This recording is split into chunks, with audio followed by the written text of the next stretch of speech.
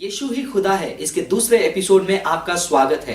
पिछले एपिसोड में हमने देखा कि अदालत में एक केस की कार्यवाही कैसी की जाती है और पिछले एपिसोड में हमने चश्मदीद गवाहों को सबूत के रूप में पेश किया और यह साबित किया कि यीशु ही खुदा है।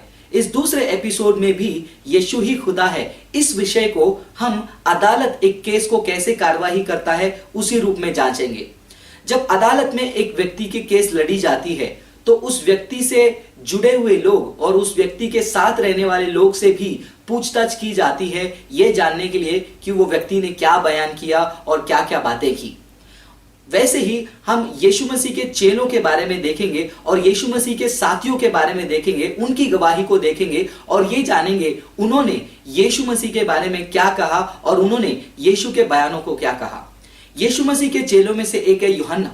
अगर आप यूहन्ना के पहले अध्याय में जाते हैं, उस पहले ही वचन में यूहन्ना यह साबित करते हैं कि यीशु सृष्टि करता है और पूरे अध्याय में यूहन्ना यह गवाही देते हैं कि यीशु ही खुदा है। इसके अलावा पतरस, अगर आप पतरस के बारे में देखेंगे, पतरस ने यीशु को खुदा कहा है, यीशु को प्रभु कहा है और यीशु मसीह के लिए वो प्रचार करते हुए उनको जीवन का दाता भी प्रेरित की किताब में उन्होंने कहा है। इसके अलावा आप याकूब के बारे में देख सकते हैं जो कि यीशु के साथी और यीशु के भाई थे। वो भी अपने पत्र में कहते हैं कि यीशु प्रभु है। और उन चेलों में से एक और थॉमस जो भारत में भी आए थे 52 AD में, उन्होंने भी यीशु को देखकर कहा, हे मेरे प्रभु, हे मेरे खुदा।